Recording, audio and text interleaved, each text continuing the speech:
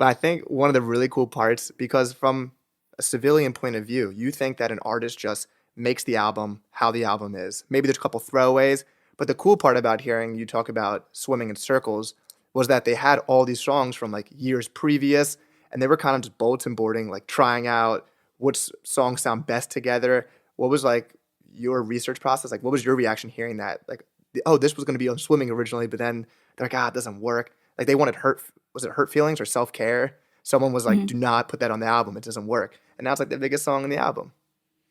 Yeah, I think stuff like that is that those little tidbits of history are always so interesting to me because it's like I only get the album at the end, right? Like I'm a listener and I get Hmm. songs 1 to 12 or whatever, right? And maybe now Hmm. in streaming it's like songs 1 to 50. But that's all I understand. And so to get the behind the scenes look of like, oh no, there is all of this other stuff that goes into it and knowing that these albums were made in tandem, it's so interesting because it's like I'll never know the true machinations of what makes a song a swimming song and what Hmm. makes a song a circles song. And I've tried to like think about it, but I do think that beyond like the texture of the songs, like lyrically, they're really helix up. They're just like symbiotic in a way. So Hmm. it's really cool just to like hear that oh this needed to be here, this was split in half, this goes here. Like that stuff is so interesting. Like the post production of a record is just as interesting to me as like when you're in the dungeon in the basement or Hmm. wherever, like in the sanctuary recording Yeah. nonstop. I mean, looking back on it, they seems like they picked perfectly. Every song that's on Yeah. Swimming sounds like it should be on Swimming, and every song on Circles sounds like it should have been on Circles. So, shout out to John Bryan and the family for deciding that. Because I can't even imagine how you pick and scrap a song that's probably like the best song. It could be someone's favorite Mac Miller song, and they're like, I just don't know if it fits there. Yeah, I think about that with a ton of artists too, of like especially prolific ones.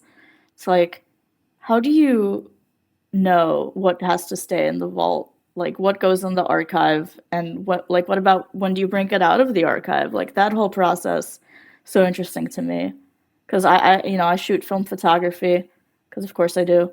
And sometimes I'll go through my archive in the morning of like old film and I'm like, why didn't I like this photo 3 years ago? And so I Yeah, imagine it's similar to music where it's like you open up an old hard drive and you're like, oh yeah. wow, this is a banger. Well, it was cool. It was cool hearing him talk about how some of the music was from years before, and at some points it was so easy to make Swimming compared to the other albums that he was like, I think I need to add more. And they're like, you don't. Like, you made the perfect song. Because it gets to a point when you work so hard and it's game time, you just perform to the highest level. Yeah, totally agree. And I know that you were invited to the First Circles listening party, and I would love to Mhm. hear more about that. I think that has entered my top four Mac albums. It's actually it reminds me so much of my freshman year of college that I can't even listen to it because I like smell my dorm room. I can see everything around it. And besides for Blue Worlds, it's actually hard for me to get myself to listen to it at this moment. But tell me about the listening party. I know it was a really emotional experience because everyone was hearing that good news starts, and you're like, oh, damn. Yeah, yeah, it was one of the most important things that I've done in my life, I think. Like, I was so honored to be able to go. It was like kind of the who's who of like journalists and like a couple of people in the inner sanctum of Malcolm's creative life. And it was very emotional. I had in one hand a cup of white wine. Um, And then in the other hand, I had my phone and I was trying to take notes. Then oh no, I didn't have my phone. We put our phones away. So I had nothing to take notes with. So I guess this Hmm. hand was just like freaking out. Um, and then the music starts and it's all going and you just cry. I just cried. And then Nick was there and he was introducing me to people and we were hugging and crying. And it was just like Hmm. I was so red in the face. And I was meeting Clancy for the first time in person and I was just crying.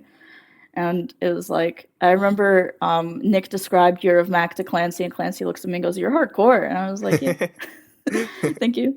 I know." So it was Fantastic. great. It was really emotional, but it was so rewarding. And I think that like I don't really know if closure exists, but in some ways it felt like the start of like letting go of grief or like learning to Uh, live with grief in a better way. So Yeah, I feel like it's unanimously talked about as probably the best posthumous album and best handled by the family. They did such a great job. Do you remember what song on first listen at that party stuck out to you? I feel like for me it was Blue Worlds. I'm like, what this sample is crazy. Because I've heard that sample when I was studying the jazz music. And I'm like, how does one even think of that? Yeah, yeah. I don't think it was a song. I think it was the humming. This is such a weird. I have an Hmm. article about black humming from like a billion years ago when East Atlanta Love Letter came out. And so I'm like really attached to when artists just like vocalize without words. Yeah, And so it was just like the hums on the album and just like hearing Mac in the room. That was really emotional and really moving. Good News is one of the best songs ever. it's Um, perfect. it's hard to say. It probably is Good News because I had heard it before the Hmm. listening.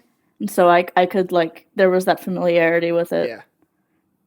I feel like Hand Me Downs made me cry the first time I heard it, and Surf as well. It's one of my favorites ever. Yeah. I danced to Surf at my wedding. Wow, that's amazing. Hopefully, my future wife will accept it because I'm gonna make her. It's gonna be something. Mac Miller will be played. I told my parents that. I'm like, it's not what you want to be played at my wedding. So I have a question for you. I'm not sure if you know this information or can give this information, but there's currently two albums that are teased that could come out as Mac Miller albums. There's of course the MacLib album, the collab album with one of the goats, MacLib. And then there's also this album they've talked about how Programs was originally a single for an all rap album that was supposed to be a trilogy with Swimming in Circles. What do you know about either of those projects? Literally nothing. Damn So I'm sorry. I it. wish, and you know, even if I did know something, I probably would I not wouldn't be be at able to tell liberty me. to say, but no, I know nothing. It's just like I trust the family so much that if MacLib comes out, it means that they knew it should come out and it's going to be amazing. And I really hope one day we get that.